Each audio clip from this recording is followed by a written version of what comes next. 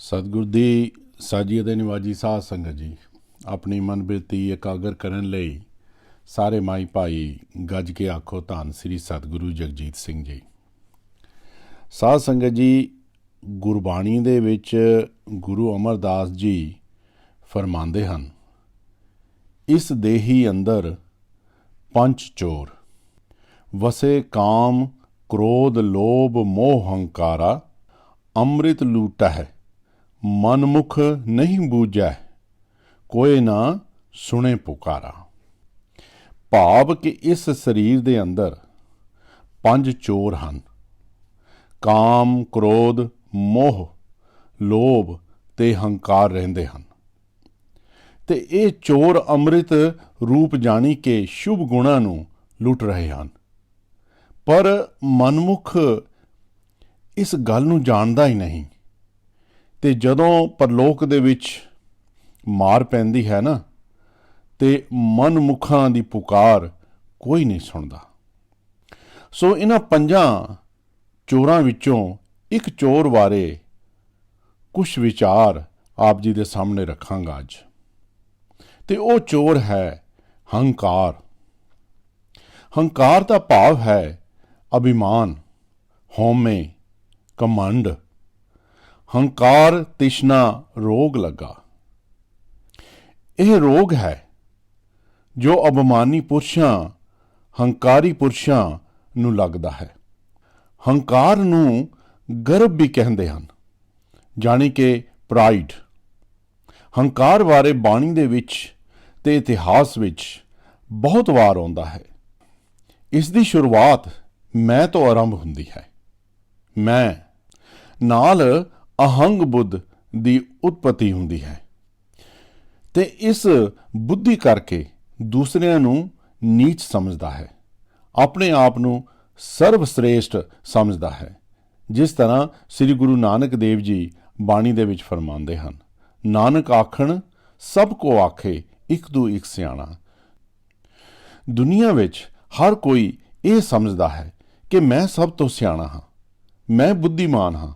ਤੇ ਜੇ ਕੋਈ ਇਹ ਸੋਚਦਾ ਹੈ ਕਿ ਮੈਂ ਵੱਡਾ ਹਾਂ, ਮੈਂ ਸਰਵਸ਼੍ਰੇਸ਼ਟ ਹਾਂ, ਉਹ ਜਦੋਂ ਪਰਲੋਕ ਦੇ ਵਿੱਚ ਜਾਂਦਾ ਹੈ ਤਾਂ ਉੱਥੇ ਸੋਭਾਦਾਇਕ ਨਹੀਂ ਹੁੰਦਾ, ਤੇ ਨਾ ਹੀ ਸੰਗਤ ਵਿੱਚ ਸੋਭਦਾ ਹੈ, ਤੇ ਹੰਕਾਰ ਵਿੱਚ ਉਸ ਨੂੰ ਪਤਾ ਹੀ ਨਹੀਂ ਲੱਗਦਾ। ਨਾਨਕ ਜੇ ਕੋ ਆਪੋ ਜਾਣੇ, ਅੱਗੇ ਗਿਆ ਨਾ ਸੋਹੇ। ਹੰਕਾਰੀ ਪੁਰਸ਼ ਬਾਰੇ ਇਸ ਤਰ੍ਹਾਂ ਕਬੀਰ ਜੀ ਵੀ ਫਰਮਾਉਂਦੇ ਹਨ, ਆਪਸ ਕੋ ਦੀਰਘ ਕਰ ਜਾਣੇ, ਔਰਨ ਕੋ ਲਗਮਾਤ, ਮਨਸਾ ਬਾਚਾ ਕਰਮਨਾ, ਮੈਂ ਦੇਖੇ ਦੋਜਕ ਜਾਤ। ਭਾਵ ਆਪਣੇ ਆਪ ਨੂੰ ਦੀਰਘ ਭਾਵ ਵੱਡਾ ਕਰਕੇ ਜਾਣਦਾ ਹੈ, ਅਤੇ ਔਰਨ ਹੋਰਨਾਂ ਨੂੰ ਲਗਮਾਤ ਜਾਣੀ ਕਿ ਛੋਟਾ ਜਿਹਾ ਸਮਝਦਾ ਹੈ। ਕਬੀਰ ਜੀ ਫਰਮਾਉਂਦੇ ਹਨ, ਮਨ ਬਾਣੀ ਸਰੀਰ ਕਰਕੇ ਜਿਹੜੇ ਆਦਮੀ ਹੰਕਾਰ ਕਰਦੇ ਹਨ ਉਹ ਨਰਕਾਂ ਵਿੱਚ ਜਾਂਦੇ ਹਨ। ਮੈਂ ਦੇਖੇ ਹਨ। ਇੱਥੇ ਕਬੀਰ ਜੀ ਨੇ ਤਿੰਨ ਚੀਜ਼ਾਂ ਆਖੀਆਂ ਹਨ, ਮਨ, ਬਾਣੀ ਤੇ ਸਰੀਰ।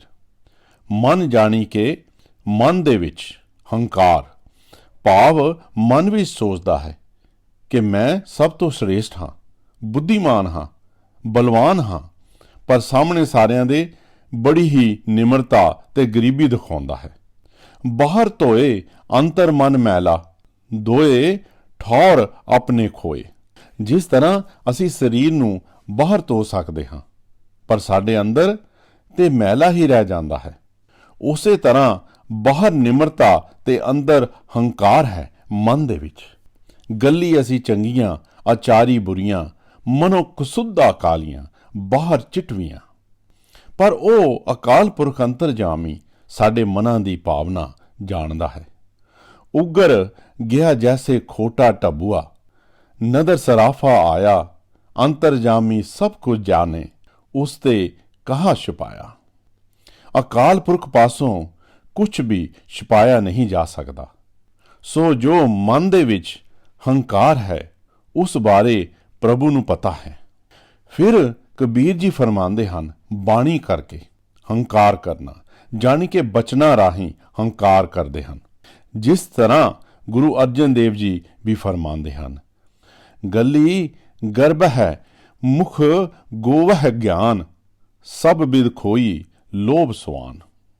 ਇੱਥੇ ਗੁਰੂ ਅਰਜਨ ਦੇਵ ਜੀ ਫਰਮਾਉਂਦੇ ਹਨ ਕਿ ਗੱਲਾਂ ਹੰਕਾਰ ਨਾਲ ਤੂੰ ਕਰਦਾ ਹੈ ਅਤੇ ਮੂੰਹੋਂ ਗਿਆਨ ਸੰਬੰਧੀ ਬਚਨ ਕਰਦਾ ਹੈ। ਲੋਭ ਕਰਨ ਕਰਕੇ ਇਸ਼ਨਾਨ ਪੂਜਾ ਵਗੈਰਾ ਸਾਧਨ ਸਭ ਵਿਅਰਥ ਚਲੇ ਗਏ ਹਨ। ਅਸੀਂ ਬਹੁਤ ਸਾਰੇ ਲੋਕ ਦੇਖੇ ਹਨ ਜੋ ਹੰਕਾਰ ਦੇ ਵਿੱਚ ਬੋਲਦੇ ਹਨ। ਉਹਨਾਂ ਨੂੰ ਕੁਝ ਵੀ ਪਤਾ ਨਹੀਂ ਲੱਗਦਾ ਕਿ ਕਿਸੇ ਨੂੰ ਉਹਨਾਂ ਦੀਆਂ ਗੱਲਾਂ ਦਾ ਦੁੱਖ ਲੱਗਦਾ ਹੈ, ਜਾਣੀ ਕਿ ਫਿੱਕਾ ਬੋਲਦੇ ਹਨ।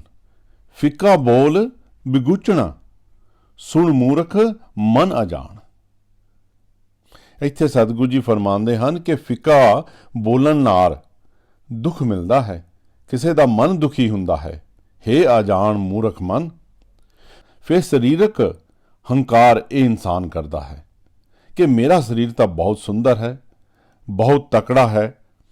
ਕਬੀਰ ਜੀ ਇਸ ਬਾਰੇ ਵੀ ਫਰਮਾਉਂਦੇ ਹਨ, ਕਬੀਰ ਗਰਵ न कीजिए देही देख सुरंग, आज काल तज जाहोगे ज्यों कांचुरी भुअंग। ਕਬੀਰ ਜੀ ਆਖਦੇ ਹਨ ਕਿ हे ਪਿਆਰੇ, ਆਪਣੀ ਦੇਹੀ ਦਾ ਸੋਹਣਾ ਅਤੇ ਗੋਰਾ ਰੰਗ ਦੇਖ ਕੇ ਹੰਕਾਰ ਨਹੀਂ ਕਰਨਾ ਚਾਹੀਦਾ। ਆਮ ਤੌਰ ਤੇ ਇਹ ਸਭ ਦੇਖਣ ਨੂੰ ਮਿਲਦਾ ਹੈ, ਪਰ ਹੰਕਾਰ ਨਾ ਕਰੋ, ਕਿਉਂਕਿ ਅੱਜ ਜਾਂ ਕੱਲ ਇਸ ਦੇਹੀ ਨੂੰ ਇਸ ਤਰ੍ਹਾਂ ਤਿਆਗ ਜਾਣਾ ਹੈ ਜਿਸ ਤਰ੍ਹਾਂ ਸੱਪ ਕਾਂਚੁਰੀ ਕੁੰਜ ਨੂੰ ਤਿਆਗ ਦਿੰਦੇ ਹਨ। ਇੱਕ ਹੰਕਾਰੀ ਪੁਰਸ਼ ਘੋੜੇ ਉੱਤੇ ਚੜ੍ਹਿਆ ਹੋਇਆ ਮਦ ਸ਼ਰਾਬ ਦੀ ਮਸਤੀ ਨਾਲ ਘੋੜੇ ਨੂੰ ਦੌੜਾਈ ਆਉਂਦਾ ਸੀ। ਅੱਗੇ ਸ੍ਰੀ ਗੁਰੂ ਨਾਨਕ ਦੇਵ ਜੀ ਭਾਈ ਬਾਲਾ ਤੇ ਮਰਦਾਨੇ ਦੇ ਨਾਲ ਜਾ ਰਹੇ ਸਨ।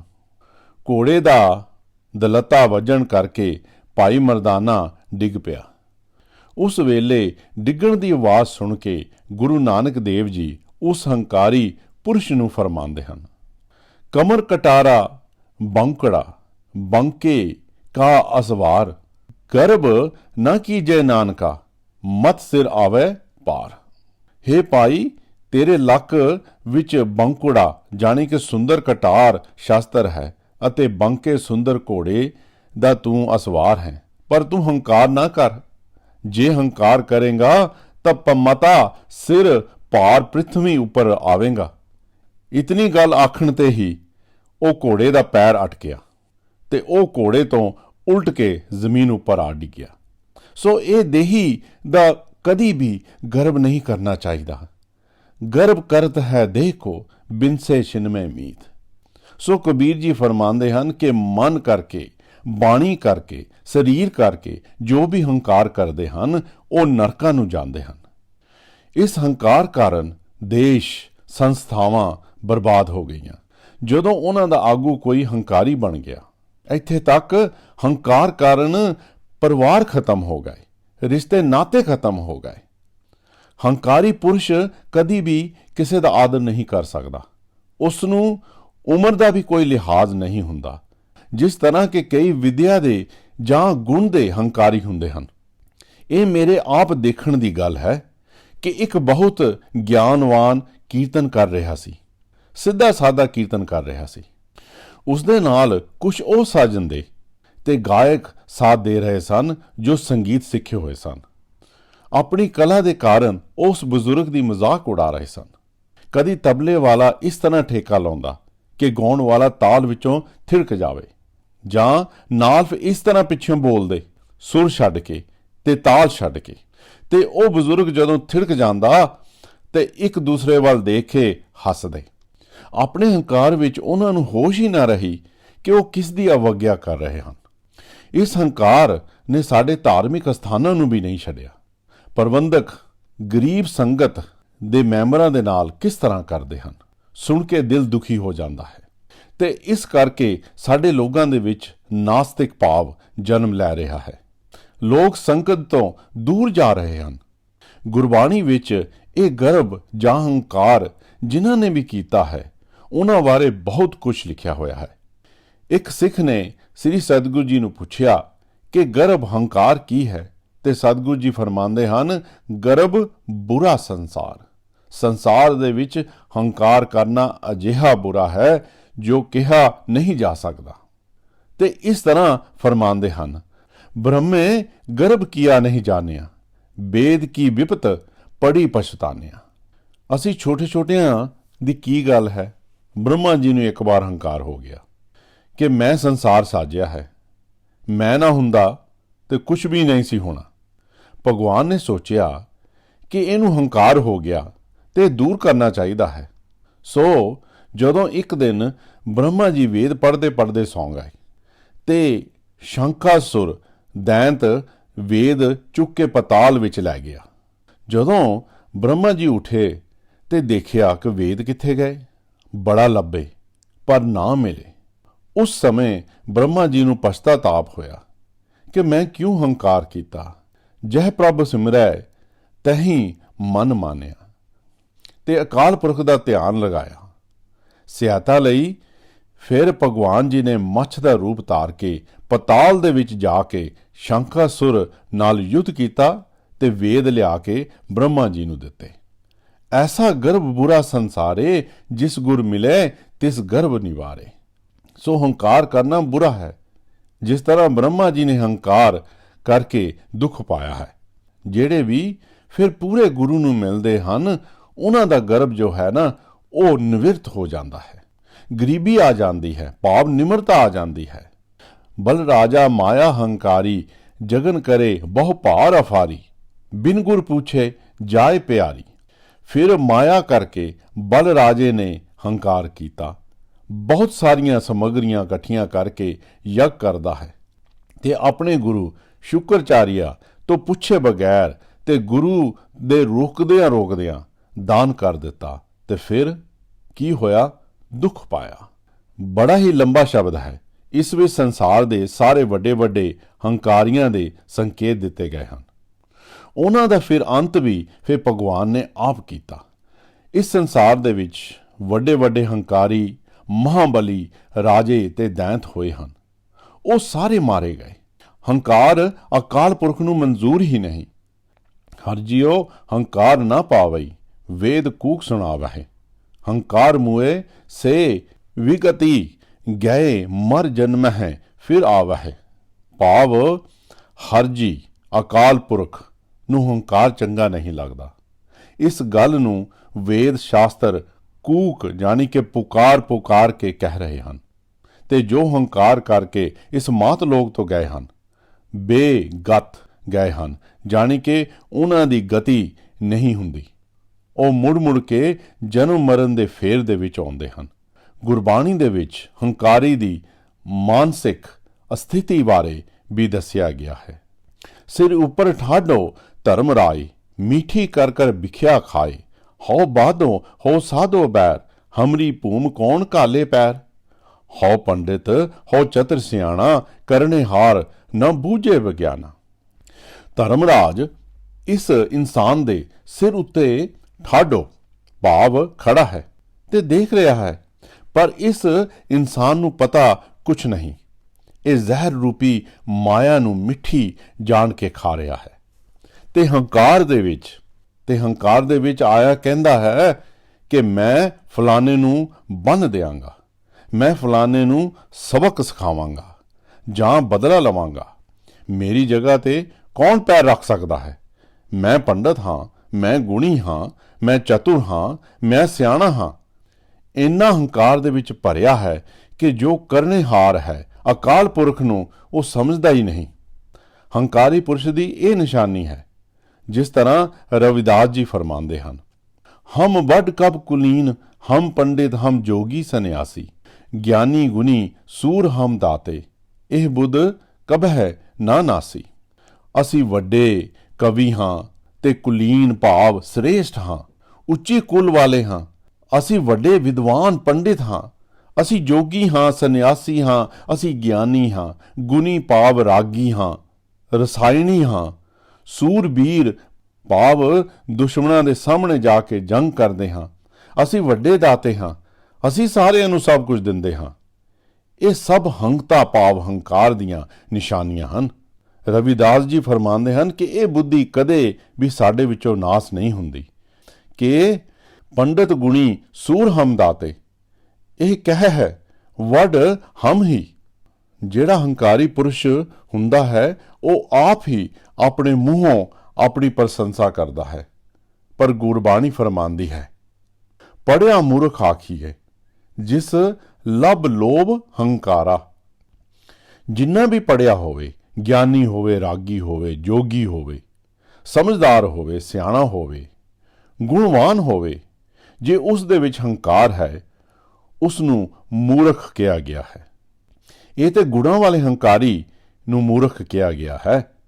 ਪਰ ਜਿਸ ਵਿੱਚ ਕੋਈ ਗੁਣ ਹੀ ਨਾ ਹੋਵੇ ਤੇ ਹੰਕਾਰੀ ਹੋਵੇ, ਉਸ ਬਾਰੇ ਗੁਰਬਾਣੀ ਦੇ ਵਿੱਚ ਇਸ ਤਰ੍ਹਾਂ ਲਿਖਿਆ ਹੈ, ਨਾਨਕ ਤੇ ਨਰ ਅਸਲ ਖਰ, ਜੇ ਬਿਨ ਗੁਣ ਗਰਭ ਕਰੰਤ।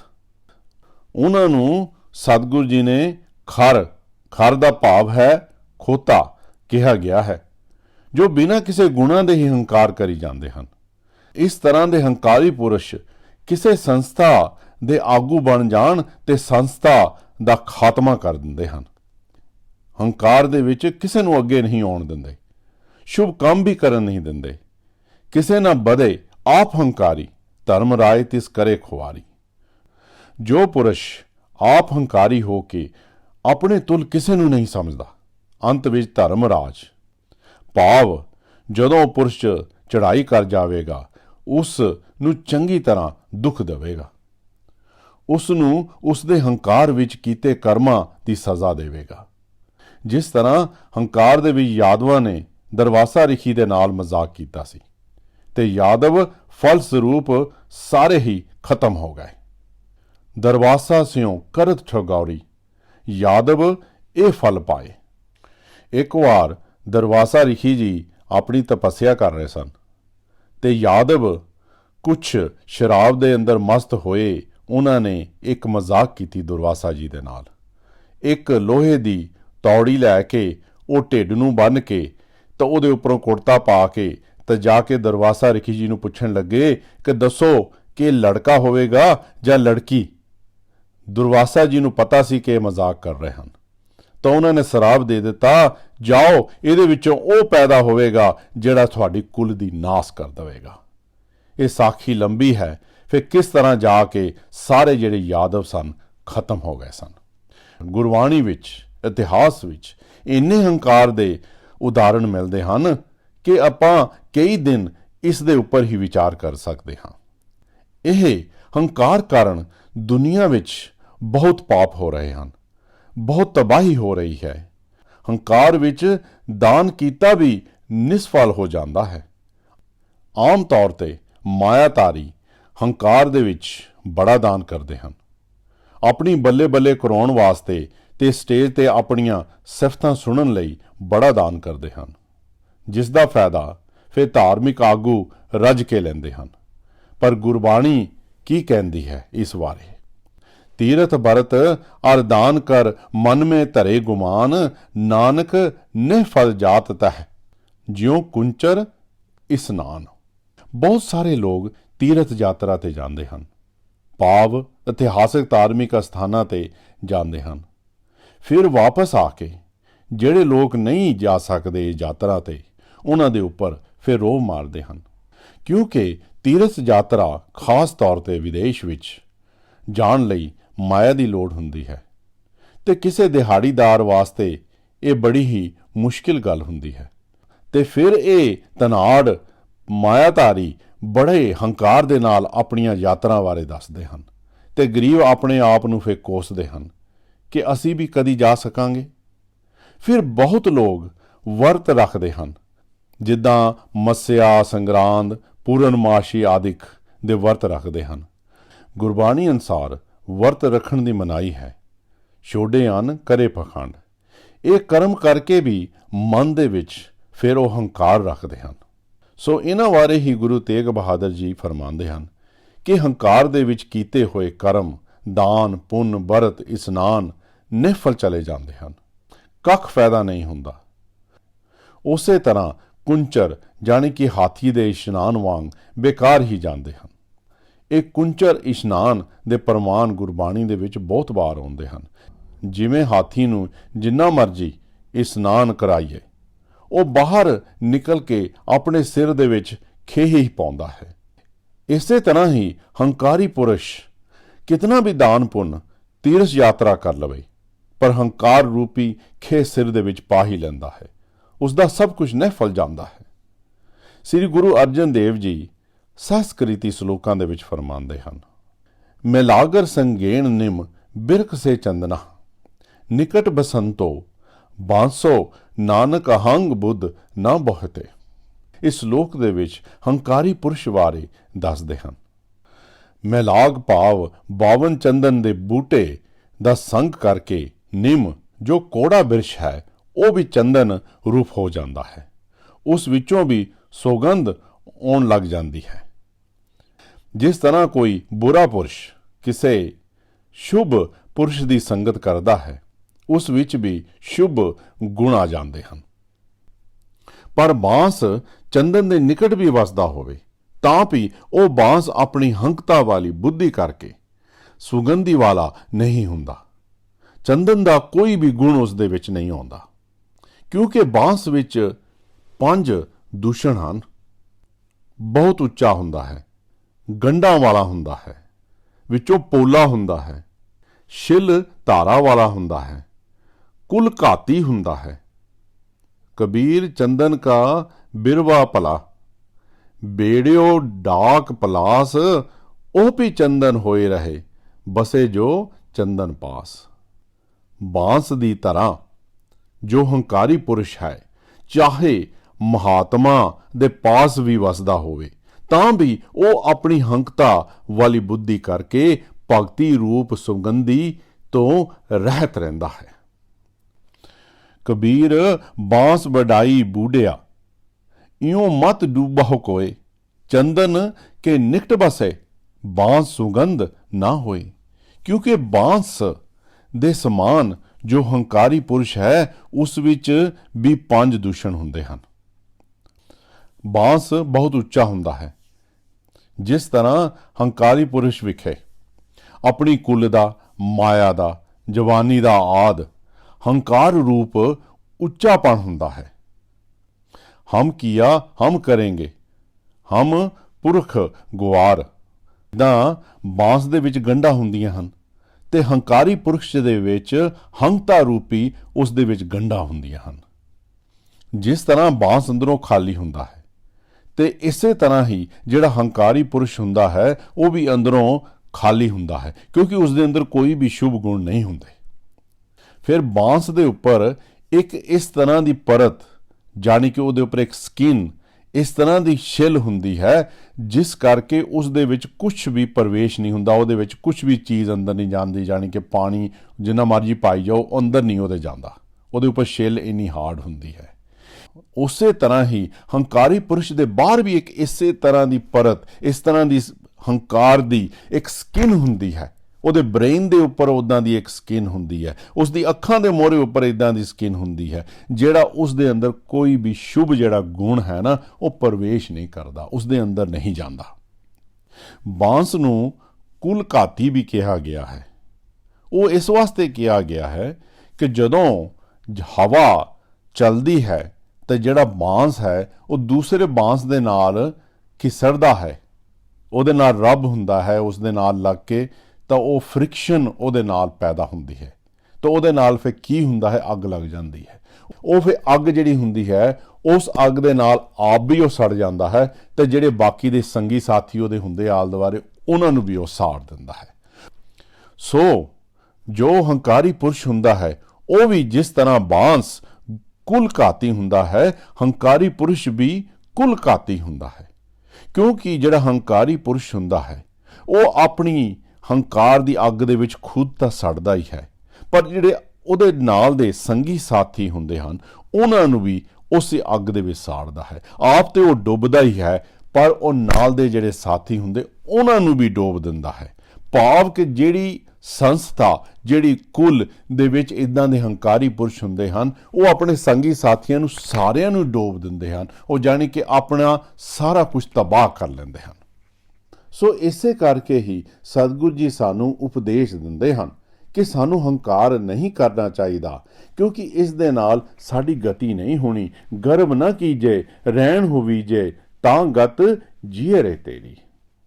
ਫਿਰ ਇਹ ਅਸੀਂ ਦੇਖੀਏ ਕਿ ਇਸ ਹੰਕਾਰ ਤੋਂ ਕਿਸ ਤਰ੍ਹਾਂ ਬਚਿਆ ਜਾ ਸਕਦਾ ਹੈ, ਇਸ ਤੋਂ ਕਿਸ ਤਰ੍ਹਾਂ ਛੁਟਕਾਰਾ ਹੋ ਸਕਦਾ ਹੈ। ਇਸ ਦਾ ਜਵਾਬ ਵੀ ਗੁਰਬਾਣੀ ਦੇ ਵਿੱਚ ਹੀ ਮਿਲਦਾ ਹੈ। ਜਿਉਂ-ਜਿਉਂ ਸਾਹਿਬ ਮਨ ਵਸੈ, ਬੜਾ ਹੀ ਸੁਖੈਨ ਰਸਤਾ ਦੱਸਿਆ ਹੈ, ਪਰ ਜੇ ਅਸੀਂ ਅਪਣਾਈਏ ਤਾਂ ਹੀ ਸੁਖੈਨ ਹੈ, ਜੇ ਨਾ ਮੰਨੀਏ ਤਾਂ ਫਿਰ ਤਾਂ ਬਹੁਤ ਔਖਾ ਹੈ।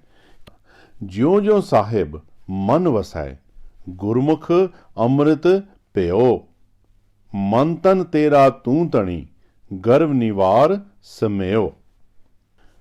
ਗੁਰੂ ਨਾਨਕ ਦੇਵ ਜੀ ਫਰਮਾਉਂਦੇ ਹਨ ਕਿ ਉਸ ਸਤਿਗੁਰ ਨੂੰ ਆਪਣੇ ਮਨ ਦੇ ਵਿੱਚ ਵਸਾ ਕੇ ਅੰਮ੍ਰਿਤ ਨਾਮ ਦਾ ਜਾਪ ਕਰੋ, ਜਾਣੀ ਕਿ ਉਸ ਅੰਮ੍ਰਿਤ ਨਾਮ ਰੂਪੀ ਅੰਮ੍ਰਿਤ ਨੂੰ ਪੀਓ ਤੇ ਇਹ ਅਰਦਾਸ ਕਰੋ ਕਿ ਹੇ ਸਤਿਗੁਰ ਜੀ, ਕਿਰਪਾ ਕਰਕੇ ਮੇਰੇ ਅੰਦਰ ਜਿਹੜਾ ਹੰਕਾਰ ਹੈ ਉਸ ਨੂੰ ਦੂਰ ਕਰਕੇ ਮੈਨੂੰ ਆਪਣੇ ਨਾਲ ਅਭੇਦ ਕਰ ਲਵੋ, ਜਾਣੀ ਕਿ ਮੈਨੂੰ ਆਪਣੇ ਸ਼ਰਨ ਦੇ ਵਿੱਚ ਲੈ ਲਵੋ।